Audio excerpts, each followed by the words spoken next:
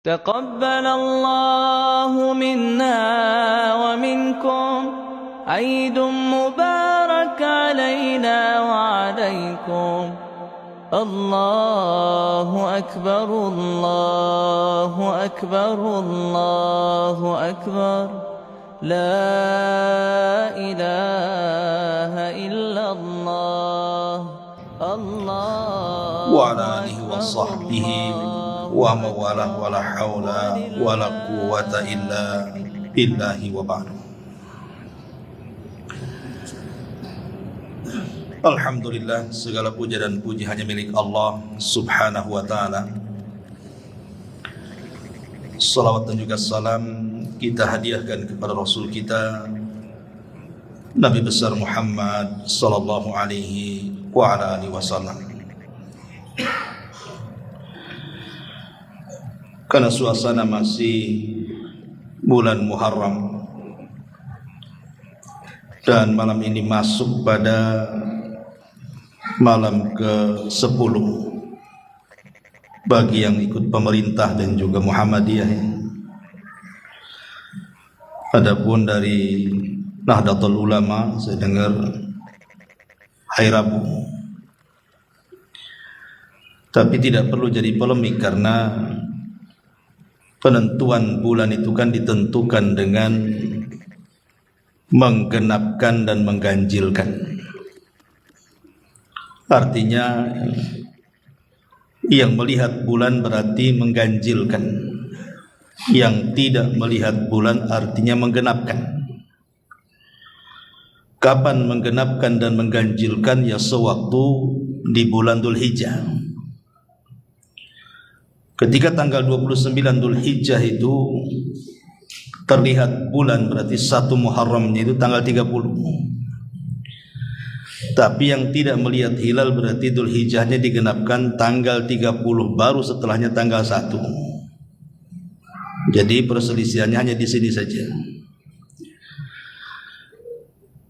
Baik yang besok tanggal 10 Muharram atau yang Rabu, ya sama-sama juga dalilnya kuat kan itu ya.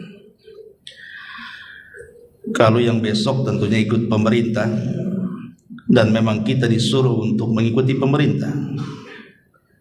Tapi sisi lain juga yang melihat hilal memang begitu juga dalilnya. Kita disuruh melihat hilal. Kita tidak akan bicara soal polemik, tapi yang jelas adalah seseorang dianjurkan berpuasa di tanggal 10 Muharram ini. Pembahasan di malam hari ini karena teringat tanggal 10 Muharram, maka kita akan mengkisahkan satu kisah yang terjadi di tanggal 10 Muharram ini. Dan kisah ini tentu sangat menyayat hati dan sangat menyedihkan. Kisah apa itu? Kisah syahidnya atau terbunuhnya salah satu cucu Nabi sallallahu alaihi wasallam, Husain ibnu Ali radhiyallahu anhu. Bagaimana kisahnya? Inilah yang kita akan kisahkan untuk mengenang tanggal 10 Muharram ini. Ma'asyiral muslimin yang dimuliakan Allah Subhanahu wa taala. Tentu ketika kita mengkisahkan salah satu cicit Nabi sallallahu alaihi wasallam ini karena tanda kecintaan kita kepada Ahlul Bait. Syekhul Islam Ibn Taimiyah rahimahullahu taala mengatakan, Alu baiti Rasulillah sallallahu alaihi wasallam lahum minal huquqi ma yajibu riayatuha. Keluarga Nabi sallallahu alaihi wasallam itu bagi mereka punya hak-hak yang wajib untuk kita perhatikan. Fa innallaha ja'ala lahum haqqan fil khumusi wal fai'i. Karena Allah Subhanahu wa taala juga menjadikan bagi mereka hak tentang pembagian harta perang atau ghanimah peperangan. Wa amara atau wa umira bis salati alaihi ma'as salati ala Rasulillah sallallahu alaihi wasallam.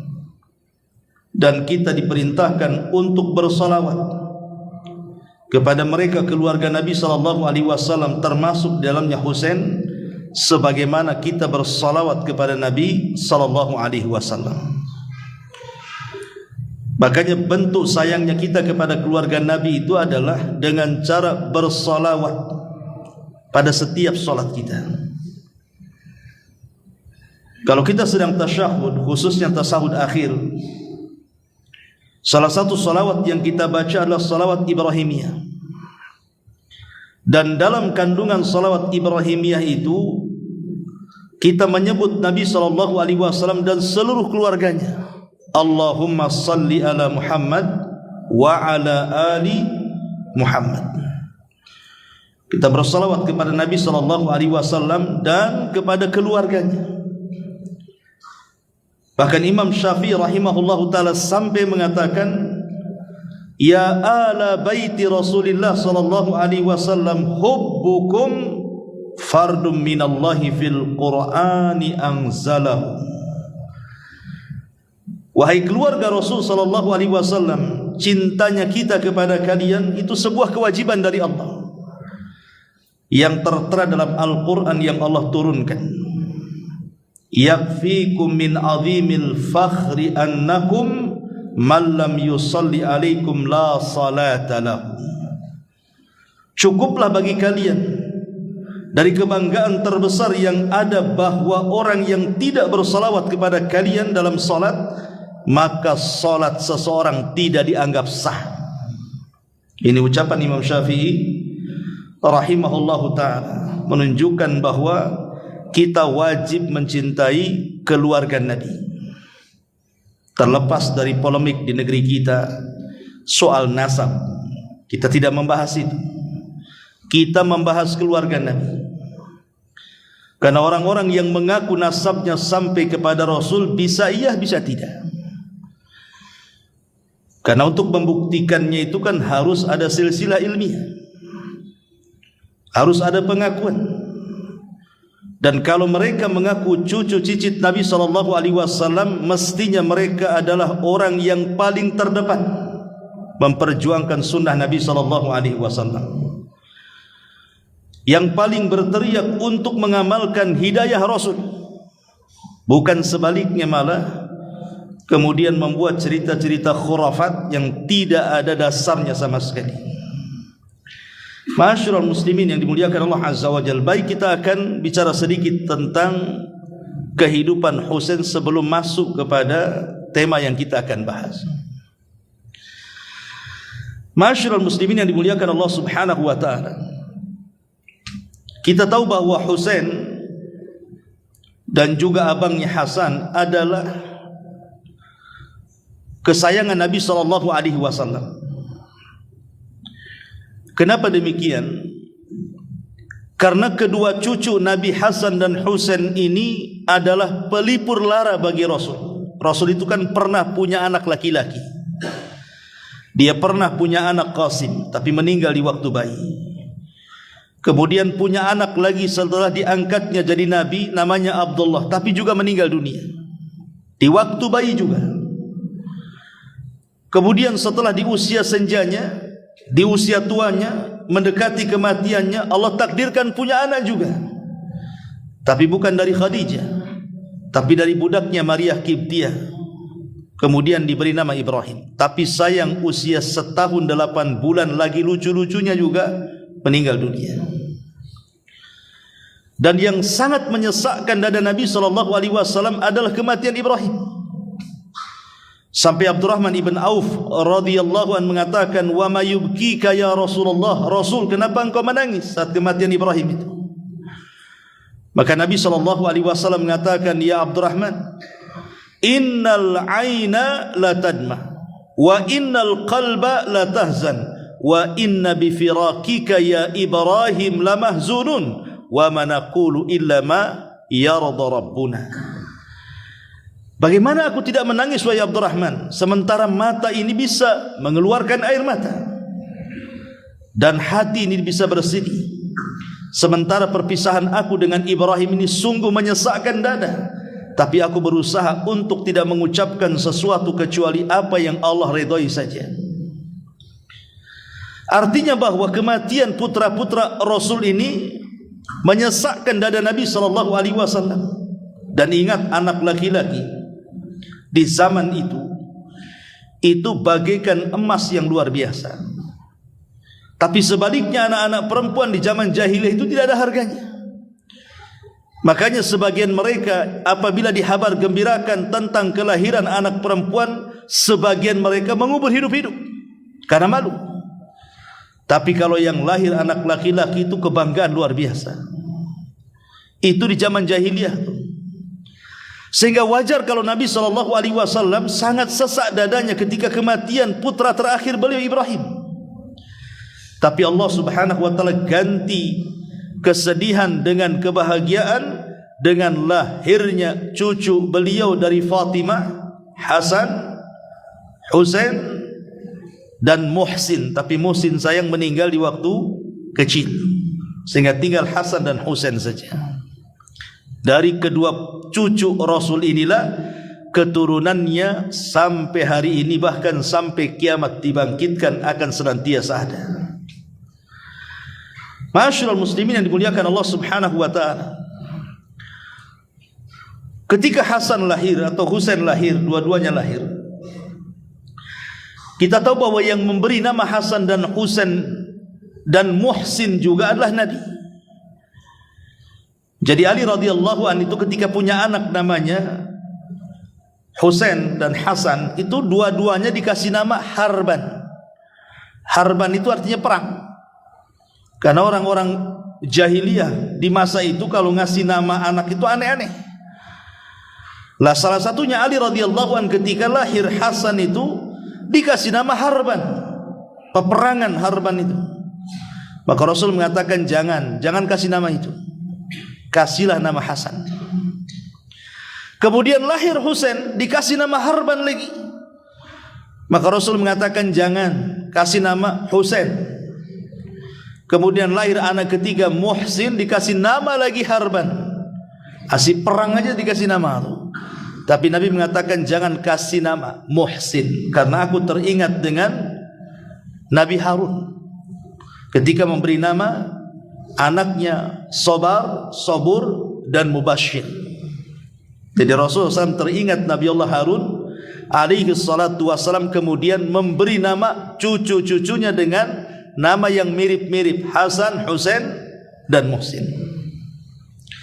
Ma'asyiral muslimin yang dimuliakan Allah Subhanahu wa taala, lahir saja di usia 7 hari.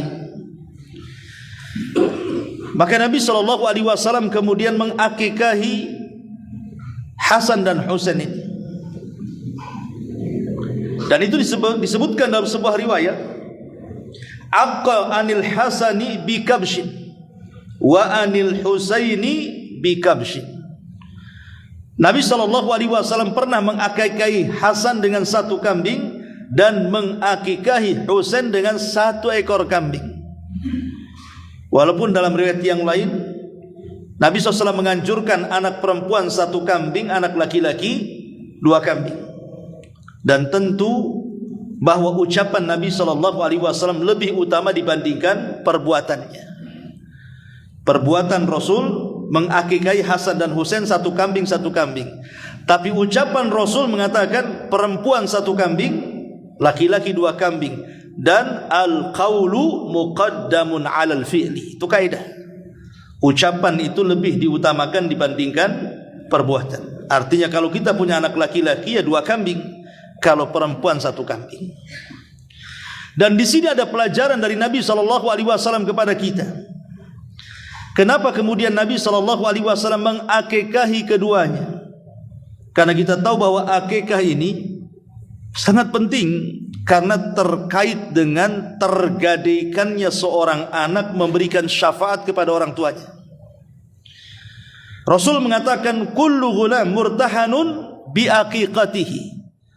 Setiap orang itu tergadaikan syafaatnya dengan akikahnya. Jadi Nabi SAW tidak mau Hasan dan Husain ini terhalang untuk memberikan syafaat kepada kedua orang tuanya. Makanya Nabi mengakikahi keduanya. Dan ini pelajaran bagi kita, kalau kita memiliki kesanggupan, akikahi anak kita supaya tidak terhalang syafaat mereka dengan kita. Ma'asyiral muslimin yang dimuliakan Allah Subhanahu wa taala. Adapun masa kanak-kanak Hasan dan Husain, ya samalah dengan kita juga. Artinya tidak ada yang berbeda. Sebagaimana anak-anak yang bermain, ya jalan, ya lari, menangis, tertawa, itulah Hasan dan Husain layaknya anak-anak yang lainnya. Cuman bedanya tentu dia memiliki nasab yang luar biasa yang kita tidak punya. Bagaimana tidak agungnya Husain ini dan juga abangnya Hasan. Pertama, ibundanya Fatimah. Siapa yang tidak kenal Fatimah? Fatimah adalah satu dari empat wanita terbaik dunia yang disabdakan Nabi SAW, kamula minar rijali kathirun walam yakmul minan nisa illa arbah. Laki-laki sempurna itu banyak, tapi perempuan sempurna itu tidak banyak kecuali hanya 4 orang. Kemudian Rasul menyebutkan dari zaman ke zaman. Pertama, Asia bintu Muzahim, istri daripada Fir'aun. Kemudian yang kedua, Maryam bintu Imran, ibunda Isa bin Maryam. Kemudian yang ketiga, Khadijah bintu Khuwailid, istri Nabi SAW. Dan yang terakhir, Fatimah, putri Nabi SAW. Jadi Husain memiliki ibunda satu di antara 4 wanita terbaik dunia. Dan ingat, ibunda Husain, Fatimah, kelak di sorga akan menjadi pemimpin para wanita. Itu dari segi ibunya. Sekarang ayahnya Ali bin Abi Thalib radhiyallahu anhu. Siapa yang tidak kenal Ali bin Abi Thalib? Satu di antara khulafaur rasyidin yang keempat setelah Abu Bakar, Umar, Utsman, kemudian Ali. Satu di antara 10 sahabat yang disebutkan satu redaksi hadis al-mubashshiruna bil jannah, orang-orang yang dijanjikan masuk surga. Dan Ali radhiyallahu anhu adalah ibnu ammi Nabi SAW. Dia putra daripada pamannya Rasul, artinya sepupu dengan Nabi. Dan Ali radhiyallahu anhu juga anak angkat Nabi SAW. Ma'asyiral muslimin yang dimuliakan Allah Subhanahu wa taala. Adapun kakeknya Sayyidu al-Anbiya, pemimpinnya para nabi. Adapun neneknya Khadijah, satu di antara 4 wanita terbaik dunia. Adapun dia sendiri, Hasan dan Husain, Husain sendiri adalah pemimpin kita kelak pada hari kalau Allah takdirkan kita masuk surga. Karena Rasul mengatakan, Sayyida syababi ahlil jannah. Hasan dan Husain itu akan menjadi pemimpin para pemuda di surga. Jadi nasab mana lagi yang bisa menandingi Husain ini dan juga abangnya Hasan. Ma'asyiral muslimin yang dimuliakan Allah Subhanahu wa taala. Adapun sifat-sifatnya, Hasan dan Husain ini sangat mirip dengan Nabi SAW. Dijelaskan oleh Ali sendiri, kanal Hasanu ashbahun nas bi Rasulillah SAW min jihati min wajhihi ila surratihi, wa kana al-Husain ashbahun nas bi Rasulillah sallallahu alaihi wasallam min ma asfala min dhalik. Kata Ali radhiyallahu anhu, adapun Hasan itu dari pusar ke atas itu persis dengan Nabi. Adapun Husain dari pusar ke bawah. Jadi kalau seandainya kedua manusia ini dikumpulkan, maka itulah Nabi sallallahu alaihi wasallam. Karena Ali mengatakan Hasan lebih mirip dengan Rasul dari pusar ke atas, Husain lebih mirip dengan Rasul dari pusar ke bawah. Ma'asyiral muslimin yang dimuliakan Allah Subhanahu wa taala. Itulah Hasan dan juga Husain. Saking cintanya Nabi SAW dengan kedua cucunya ini. Satu hari Nabi SAW sedang berkhutbah, khutbah Jumat lagi. Kemudian Hasan dan Husain masih kecil ini, biasa namanya anak laki-laki, apalagi anak kecil kan lari sana lari sini. Ketika melihat cucunya lari-lari, maka Nabi SAW sampai turun mimbar kemudian menangkap kedua cucunya, kemudian menggendongnya naik lagi ke atas mimbar, kemudian melanjutkan ceramahnya dan ditutup dengan innama amwalukum wa auladukum fitnah, sesungguhnya harta kalian dan anak keturunan kalian juga bisa menjadi fitnah, termasuk aku, kata Nabi SAW. Aku tidak kuasa dengan kedua cucuku ini. Makanya Nabi SAW kalau sedang sholat itu, terkadang Hasan Husain itu naik di punggung Nabi, karena sayangnya Nabi SAW sengaja melamakan sujudnya itu, sehingga para sahabat menyangka ada turun wahyu kepada Nabi SAW karena saking lamanya sujudnya. Tapi Rasul menjelaskan, tidak, karena di punggungku ada kedua cucuku, biarkan dia turun baru aku bangkit dari sujud. Begitulah kecintaan Nabi SAW. Sampai Nabi SAW apabila sakit Hasan dan Husain itu, Nabi berusaha untuk meruqyahnya, diruqyah oleh Nabi SAW. Sebagaimana hadis yang masyhur di mana Nabi SAW meruqyah keduanya dan mengatakan, a'udzu bikalimatillahi tammati min syaitanin wa hammah. Aku berlindung dengan kalimat-kalimat Allah, Al-Quran maksudnya, dari setan-setan yang jahat yang akan menguasai kedua cucuku ini. Begitulah perhatian Nabi SAW kepada Hasan dan juga Husain. Masyaallah muslimin yang dimuliakan Allah Azza wa Jalla, ketika Nabi SAW sedang menggendong Hasan dan Husain ini, maksudnya di bahunya, kemudian ada seorang sahabat nyeletuk dan mengatakan, Rasul, apakah engkau mencintai keduanya? Maka Nabi SAW dalam hadis Abu Hurairah mengatakan, Allahumma inni uhibbuhu fa ahibbahu. Ya Allah, aku sangat mencintai dia, maka cintailah dia. Wa ahbib man yuhibbuhu, dan cintai siapapun yang mencintai dia.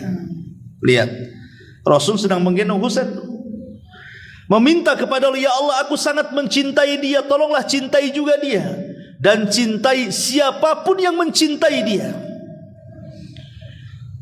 Artinya kalau kita mencintai Husain, berarti masuk dalam doa ini kita akan mendapatkan kecintaan Allah Subhanahu wa taala dari doa Nabi SAW. Bahkan hadis mengatakan, man ahabbahuma faqad ahabbani wa man abghadahuma faqad abghadani. Siapapun yang mencintai keduanya, maka dia telah mencintai aku, kata Rasul, dan siapapun yang membenci keduanya, maka dia telah membenci aku, kata Rasul. Lihat bagaimana Nabi SAW sangat keras sekali kepada para pembenci Hasan dan Husain. Sampai-sampai ada seorang sahabat namanya Aqra ibn Habis radhiyallahu anhu. Dia punya anak 10. Nabi SAW ketika itu menggendong Hasan Husain kemudian mencium keduanya.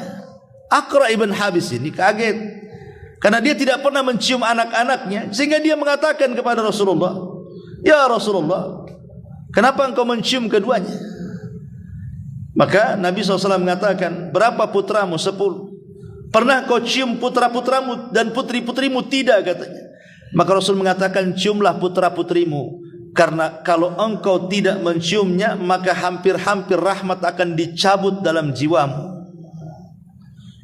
Maka Rasul mengatakan, irhamu man fil ardi sayarhamukum man fis sama. Sayangi orang yang di bumi, maka yang di langit akan sayang kepadamu. Dan banyak lagi tentang keutamaan Husain dan juga abangnya Hasan radhiyallahu anhu. Ketika Nabi SAW meninggal dunia, ketika itu khalifah jatuh kepada Abu Bakar Siddiq radhiyallahu anhu. Dan Abu Bakar Siddiq radhiyallahu anhu di zamannya itu sangat menyayangi kedua cucu Nabi ini. Sampai-sampai apabila mendapatkan ganimah peperangan, maka Abu Bakar akan menyisihkan harta ganimah itu untuk kedua cucu Nabi SAW. Apa yang dilakukan Abu Bakar sama dengan yang dilakukan Umar bin Khattab radhiyallahu anhu. Sama juga suka memberikan harta banyak kepada keluarga Nabi sallallahu alaihi wasallam. Lah di zaman Utsman tentu keduanya sudah dewasa. Kan di zaman Abu Bakar dan Umar kan masih kecil. Di zaman Utsman tentu sudah tua, sudah dewasa. Lah dia terlibat dalam peperangan ketika membuka Afrika. Di zaman Utsman radhiyallahu an, Hasan dan Husain ini ikut perang menjadi seorang mujahidin di bawah tentara Utsman ibn Affan radhiyallahu an sampai membebaskan daratan Afrika. Dan begitu seterusnya. Tetapi ketika kemudian Ali radhiyallahu an ayahnya berkuasa, kemudian Allah takdirkan Ali meninggal dunia di tangan Abdurrahman ibn Mulzam, secara otomatis kekuasaan jatuh kepada Hasan.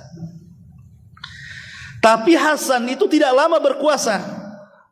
Menjadi khalifah Ar-Rashidah ini hanya 6 bulan. Karena setelah Hasan berkuasa, rupanya pasukan Ali radhiyallahu an bangkit kembali dan pasukan Muawiyah bangkit kembali, kemudian hendak berperang. Karena kan sebelumnya bapaknya dengan Muawiyah itu ada konflik tentang terbunuhnya Utsman. Jadi Utsman ketika terbunuh oleh kelompok Sabaiyah itu, 5.000 anak muda yang tergabung dari anak-anak muda Kufah, anak-anak muda Mesir, anak-anak muda Basrah, akhirnya mereka pun datang ke Madinah di musim haji dengan terakhir melakukan pembunuhan dengan cara sadis kepada Utsman. Utsman ibn Affan meninggal sedang membaca Quran dan sedang berpuasa di usia 80 tahun lebih, dah tua. Lah terbunuhnya Utsman ini menyisakan kesedihan kepada keluarganya, salah satunya Muawiyah. Karena masih satu kabilah Bani Umayyah. Sementara Ali radhiyallahu an tidak kunjung menangkap para pembunuh Utsman, tentu karena ijtihad Ali. Karena di belakang para pembunuh Utsman ini kabilah-kabilah besar dari berbagai macam daerah kan gitu. Kalau sampai ditangkap akan menjadi perang besar. Makanya Ali mengatakan, saya akan tangkap tapi baiat dulu saya. Tapi Muawiyah terbalik, tangkap dulu baru saya baiat. Tangkap dulu baru saya akan baiat engkau wahai Ali. Maka bersiteganglah antara Ali dan kubu Muawiyah yang ada di Syam, yang ketika itu di zaman Utsman Muawiyah itu posisinya sebagai gubernur di Syam. Akhirnya terjadilah salah paham, kemudian terjadi peperangan yang disebut dalam sejarah sebagai perang Siffin namanya. Lah inilah perang pertama, perang saudara namanya. Persis seperti yang disabdakan Nabi SAW lewat lisannya Hudzaifah ibnul Yaman. Ketika Umar bin Khattab radhiyallahu an bertanya soal fitnah, maka kemudian Hudzaifah mengatakan, selama engkau masih hidup wahai Umar, maka tidak akan terjadi fitnah. Maksudnya tidak mungkin ada pembunuhan orang Islam dengan orang Islam. Tetapi kalau engkau meninggal wahai Umar, maka pintu fitnah akan terbuka. Betul, setelah Umar meninggal, kemudian era kekuasaan Utsman, disilah terjadi perang saudara sampai Utsman pun dibunuh oleh orang-orang yang mengatasnamakan cinta dengan Al-Quran, membunuh Utsman atas nama Quran. Padahal Utsman adalah ahli Quran. Ma'asyiral muslimin yang dimuliakan Allah Azza wa Jalla. Makanya setelah perang Siffin ini terjadi perdamaian. Kemudian terjadi perdamaian ini, keluar satu kelompok yang kemudian melembaga sampai hari ini yang disebut dengan Khawarij. Lah dari tengah-tengah Khawarij inilah muncul seorang laki-laki yang hafal Quran, namanya Abdurrahman ibn Mulzam. Di tangan dialah Ali radhiyallahu an ditikam kemudian meninggal. Bayangkan, yang menusuk Ali, yang membunuh Abdurrahman bin Mulzam ini bukan orang biasa, hafal Quran. Tapi dia membunuh Ali radhiyallahu an. Lah ketika Ali radhiyallahu an meninggal dunia, baru kemudian Hasan yang secara otomatis diangkat menjadi khalifah. Lah ketika Hasan kemudian diangkat menjadi khalifah, para pendukung Ali radhiyallahu anhu bangkit dan ingin menyerang Muawiyah yang ada di Syam, sebab mereka adalah sumber kekacauan menurut orang-orang ini. Ya tentu Muawiyah tidak tinggal diam, berak juga pasukannya dan hampir berhadap-hadapan dan hampir perang. Tapi Hasan setelah berkuasa 6 bulan, dia tidak mau ada lagi pertumpahan darah. Akhirnya dia dari Madinah datang ke Kufah, kemudian dari Kufah datang ke Syam, kepada Muawiyah bin Abi Sufyan, dan mengatakan, ya Muawiyah, aku lepas sebagai pemimpin kaum muslimin, kuserahkan kepemimpinanku kepadamu. Maka kemudian Hasan pun menyerahkan kepemimpinan kepada Muawiyah bin Abi Sufyan. Dari sini terjadi pergeseran antara Khulafaur Rasyidin menjadi mulkun wa rahmah. Karena Khulafaur Rasyidin itu cuma 30 tahun saja berdirinya. Dari Abu Bakar, Umar, Utsman, Ali, Hasan, itu cuma 30 tahun saja. Berdasarkan sabda Nabi bahwa kekhilafahan di atas kenabian itu hanya 30 tahun saja, ditutup dengan Hasan 6 bulan. Setelah itu akan bergeser menjadi mulkun wa rahmah, kerajaan demi kerajaan. Dan kerajaan yang pertama kali adalah kerajaan yang diasas oleh Muawiyah, yang kemudian kerajaannya disebut Bani Umayyah. Nanti Bani Umayyah tumbang juga tuh oleh Bani Abbasiyah. Nanti Bani Abbasiyah tumbang lagi sampai yang terakhir kepada Bani Utsmaniyah atau dikenal dengan Turki Utsmani, yang kemudian runtuh dalam peperangan dunia pertama. Yang sejak itu sudah tidak ada lagi kerajaan karena orang-orang barat memecah Islam, terutama di Timur Tengah, jadi negara-negara sampai hari ini. Ya. Ma'asyiral muslimin yang dimuliakan Allah Azza wa Jalla, yang ingin saya ceritakan adalah ketika Muawiyah bin Abi Sufyan berkuasa, memang tidak ada keributan. Bahkan penyerahan kekuasaan Hasan kepada Muawiyah itu, tahun penyerahannya disebut Amul Jamaah, tahun persatuan, tahun perdamaian, tidak ada lagi peperangan. Persis seperti sabda Nabi SAW kepada Husain dan Hasan ketika ada di pelukannya. Kata Nabi, salah satu dari cucuku ini, katanya, akan mendamaikan dua kekuatan yang hendak berperang. Rupanya sedekah Rasulullah. Rupanya dari dua cucu yang mendamaikan dua peperangan yang akan bertempur itu adalah Hasan. Persis seperti sabda Nabi SAW. Akhirnya kemudian kubu daripada Hasan pun bergabung dengan kubu Muawiyah, maka menyatulah kaum muslimin di zaman Muawiyah. Bahkan Hasan dan Husain terlibat juga dalam peperangan bersama Muawiyah ketika membebaskan Konstantinopel. Memang betul-betul bersatu kaum muslimin di zaman itu. Tetapi memang Allah takdirkan berbeda. Ketika Muawiyah meninggal dunia, Muawiyah tidak membentuk Dewan Syura sebelum meninggal untuk menggantikan posisinya. Harusnya Muawiyah itu seperti Umar, membuat Dewan Syura. Yang Dewan Syura ini nanti akan memilih kira-kira siapa yang pantas menggantikan Muawiyah. Tapi Muawiyah mengesampingkan itu semua, langsung menunjuk putranya Yazid untuk memegang tahta setelah kematiannya. Ini yang jadi polemik. Inilah terjadinya fitnah. Sejarah Husain terbunuh itu dari sini mulainya, di mana Muawiyah entah karena urusan politik langsung memilih putranya Yazid. Dan ingat, Muawiyah tidak punya anak kecuali Yazid. Kenapa alasannya? Karena kita tahu bahwa ketika Abdurrahman ibn Mulzam dengan kawan-kawannya hendak membunuh Ali itu, mereka rapat di Mekah. Mereka menyasar kepada 3 sahabat yang akan mereka bunuh dalam satu malam. Pertama Ali radhiyallahu an, yang kemudian Amr bin As, kemudian Muawiyah bin Abi Sufyan. Itu target Khawarij. Adapun kemudian Ali berhasil mereka bunuh di tangan Abdurrahman ibn Mulzam.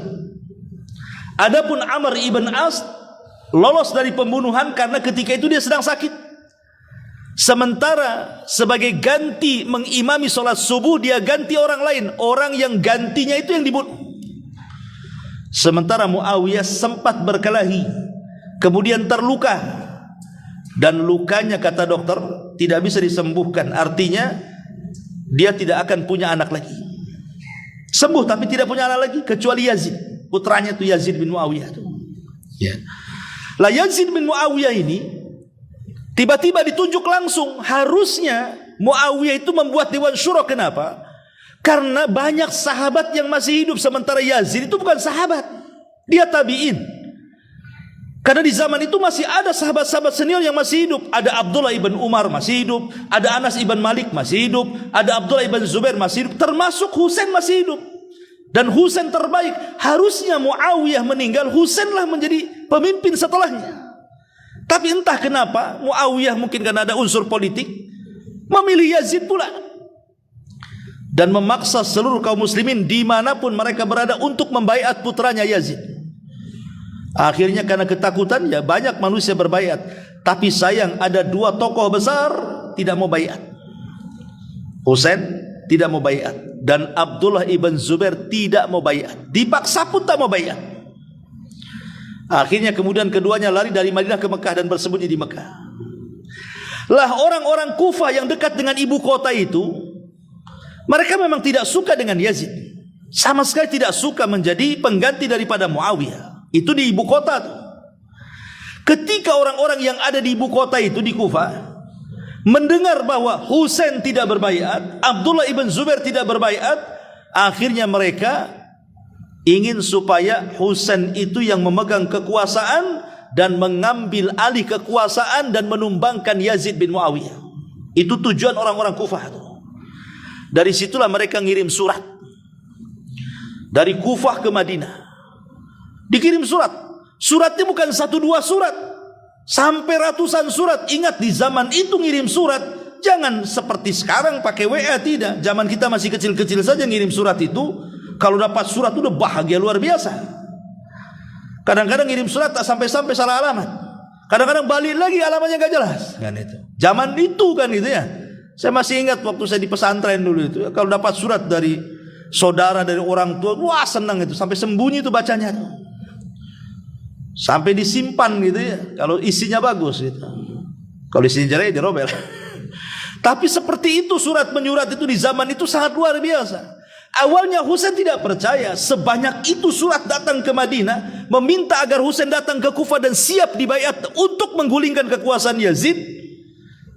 Tapi karena terus-terusan tiap hari ada surat, yakinlah terpengaruh Husain dengan surat ini.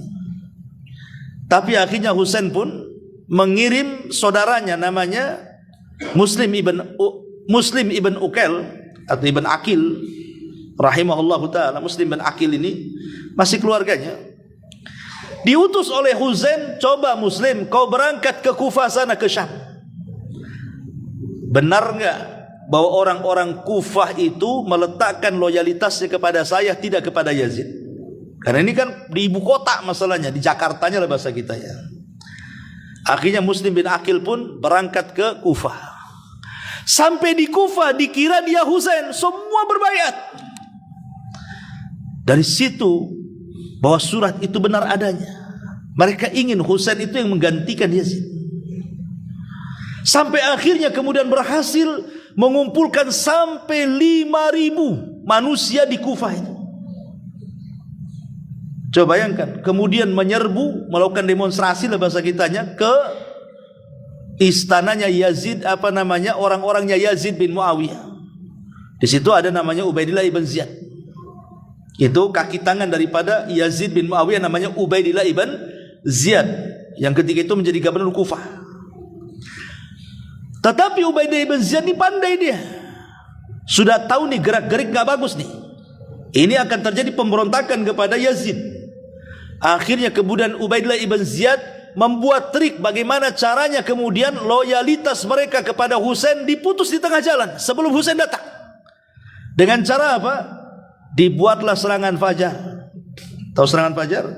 Dikasih duit banyak-banyak. Kasih sembako, kasih apa gitu kan. Kalau sekarang pakai sembako lah kan. Ya zaman dulu ndak mau pakai duit supaya loyalitasnya berganti kepada Yazid. Politik, money politik pun ndak ada tuh zaman tuh. Bukan sekarang aja, rupa niru-niru juga gitu orang sekarang ini nirunya Ubaidillah ibn Ziyad yang membunuh Husain tuh. Ya. Akhirnya kemudian dari 5.000 orang Kufah itu bisa belot, lo bayangkan. Gara-gara money politik itu. Jadi ketika kemudian Muslim bin Aqil ini sholat subuh yang tadinya di belakangnya 5.000 pengikutnya, ketika salam sempurna ke kiri itu Assalamualaikum, Assalamualaikum. Pas tengok ke belakang tidak ada lagi 5.000, sisanya 3 orang. La ilaha illallah. Dan 5.000 orang yang berbaiat itu sisanya 3 orang aja. Yang 3 orang ini kemudian pergi satu-satu, akhirnya tidak ada dia pengikutnya. Makanya kemudian dia takut Husain ini ketipu. Dia langsung kirim surat. Jangan datang ke Kufah. Jangan sampai datang, karena orang-orang Kufah itu para pengkhianat. Kemudian dia ditangkap oleh Ubaidillah ibn Ziyad, kemudian dibantai. Ini Husain tidak tahu kalau saudaranya Muslim bin Aqil sudah terbunuh di tangan Ubaidillah ibn Ziyad nih. Ya zaman dulu pakai apa informasinya kan? Berangkatlah Husain dan 70 orang ini terdiri daripada keluarga dia, 50-nya dari keluarga dia, yang 30-nya tentara-tentara untuk menjaganya. Jadi jumlahnya 70 orang. Jadi 50 orang itu ya, termasuk istri-istrinya, kan banyak istri-istrinya Husain itu. Termasuk anak-anaknya, termasuk juga istri-istrinya Hasan yang sudah meninggal, termasuk juga anak-anaknya Hasan, termasuk juga dari keluarganya Uqail. Pokoknya jumlah keluarga Nabi yang ikut itu 50 orang plus 30 orang penjaganya, 70 orang semuanya. Ketika itu para sahabat banyak yang menasihati Husain jangan pergi ke sana. Salah satunya Ibnu Abbas radhiyallahu anhu menasihati, bahkan mengingatkan, wahai Husain, kalau engkau ingin berkuasa jangan ke Kufah, pergi ke Yaman sana katanya. Karena di Yaman itu loyalis bapakmu banyak di sana. Jadi kalau engkau pergi ke Yaman, pasti orang Yaman akan memilih engkau menjadi pemimpin mereka. Dan orang Kufah terkenal dengan ahlu ghurur, orang yang mudah mengkhianat. Hatinya dengan kita, badannya dengan mereka, katanya Abdullah bin Abbas radhiyallahu anhu. Banyak, bukan satu sahabat menasihati Husain itu jangan sampai pergi. Kalau tidak percaya, karena kan keberangkatan Husain itu di musim haji, pas tanggal 8. Jadi sahabat menasihati, ya Husain, sebaiknya kau haji dulu. Haji ini banyak orang Kufah datang, kau bisa bertanya. Namanya haji kan dari mana-mana datang kan, kau cari informasi di situ. Tapi entah memang Allah sudah takdirkan ya, memang maut sudah menjemput dia. Husain tidak peduli dengan nasihat-nasihat sahabat-sahabat yang lain itu. Dia tetap berangkat dengan 70 orang tadi. Dia tidak melaksanakan haji, langsung berangkat ke Kufah. Ketika kemudian keberangkatan Husain ini tercium oleh Ubaidillah ibn Ziyad ini, gubernurnya Yazid bin Muawiyah yang ada di Kufah. Akhirnya kemudian Ubaidillah ibn Ziyad mengutus 1.000 pasukan. 1.000 pasukan untuk mengintai maunya Husain ini apa, datang ke Kufah ini. Ya. Akhirnya diintai betul tuh kedatangan Husain itu. Lah Husain ini kaget ketika sampai di Kufah, kok daerahnya agak serem. Kata Husain, ini kami ada di mana? Maka orang-orang yang ada di situ mengatakan ini daerah Karbala. Maka tragedi disebut tragedi Karbala. Kata Husain, wallahi karbun wabala. Demi Allah ini karb. Karb itu pasti akan datang bencana dan juga akan datang bala di tempat ini katanya.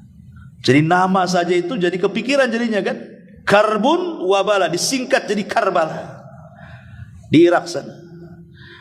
Betul, ketika itu tiba-tiba dikepung dengan 1.000 pasukan yang diutus oleh Ubaidillah ibn Ziyad ini.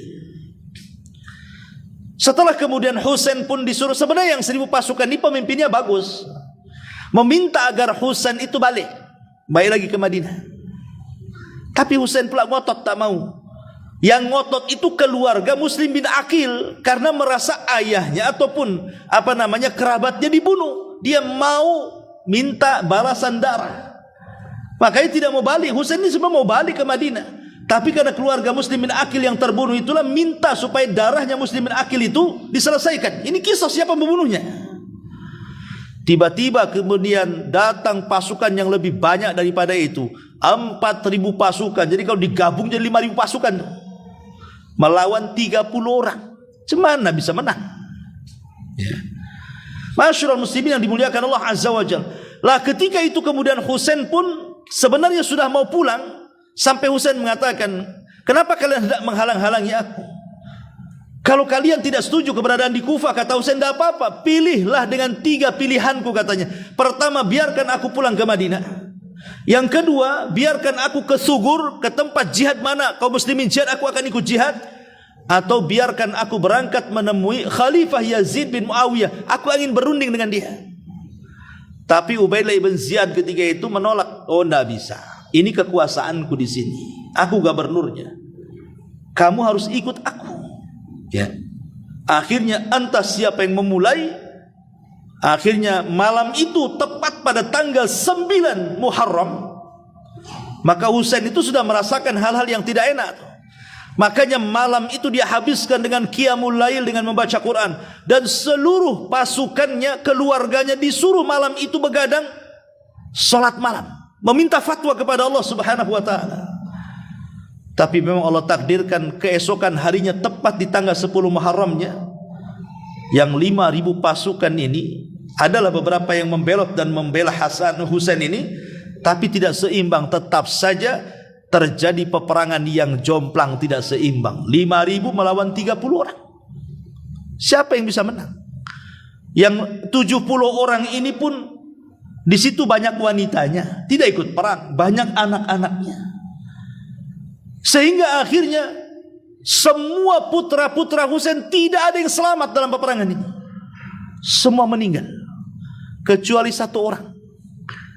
Namanya Husain ibnu Ali ibnu Husain ibnu Abi Talib, atau kunyahnya dikenal Zainul Abidin.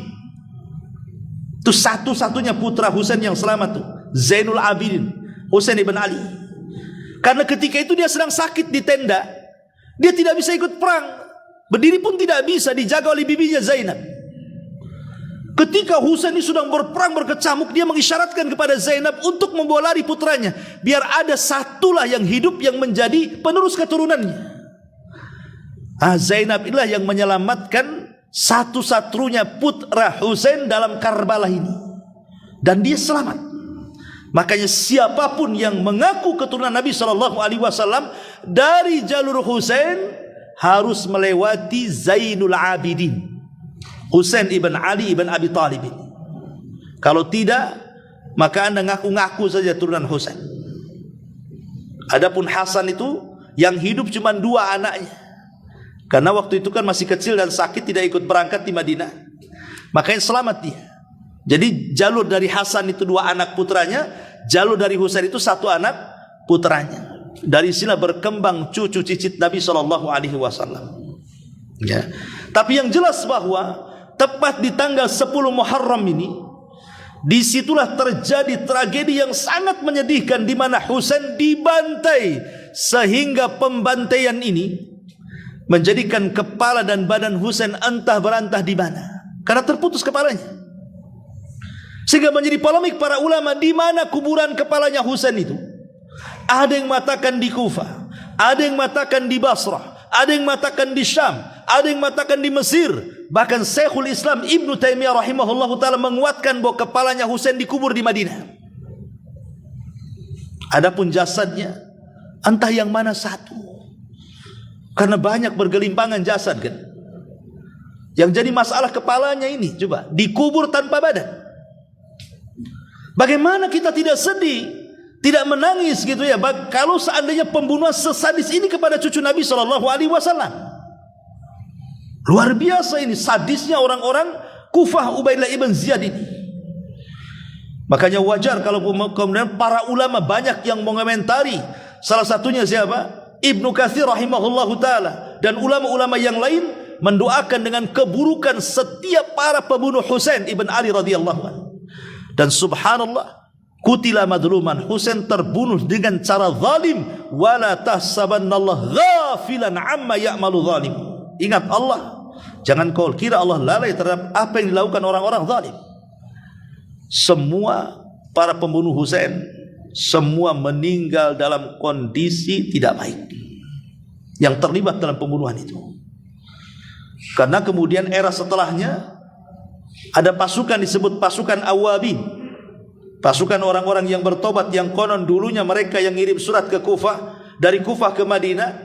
Ketika Husain datang mereka tidak bisa apa-apa. Setelah meninggal baru mereka kemudian bangkit dan mencari para pembunuhnya, disebut pasukan Awabin itu, yang kemudian mencari siapapun para pembunuh Husain itu. Akhirnya terbantai semuanya, siapapun yang terlibat, termasuk Ubaidah ibn Ziyad itu yang memotori terbunuhnya Husain ibn Ali. Ada sebagian orang yang kemudian salah paham, seolah-olah dalang pembunuhan Husain adalah Yazid bin Muawiyah. Ingat, Yazid tidak terlibat dalam pembunuhan walaupun dia khalifah. Karena Yazid itu hanya memandatkan kepada Ubaidah ibn Ziyad sebagai gubernur yang ada di Kufah untuk mengawasi saja, bukan membunuh. Makanya dia marah ketika kemudian dia mendengar bahwa Ubaidah ibn Ziyad malah membunuh Husain. Dan dia mengatakan, demi Allah, kalau aku berada di posisi dia saat itu, aku tidak mungkin membunuhnya. Kemudian dia menangis dan mengutuk siapa para pembunuhnya. Cuman kesalahannya Yazid bin Muawiyah cuman satu, dia tidak menangkap para pembunuh Husain itu saja. Tapi dia tidak terlibat. Apalagi kemudian Yazid sendiri masuk pada hadis Nabi SAW bahwa pasukan yang menyeberangi lautan, maka mereka pasukan yang diampuni Allah Subhanahu wa taala. Dan ingat, tidak ada peperangan yang melewati lautan di zaman Khulafaur Rasyidin kecuali di zaman Muawiyah. Di zaman Umar mau ada pasukan mau diseberangkan untuk menjajah sampai ke daratan Afrika kan. Tapi Umar tidak tahu, dah kebayang takutnya mati nanti di tengah laut, makanya tidak jadi. Baru terjadinya pasukan kaum muslimin nyebrang lautan untuk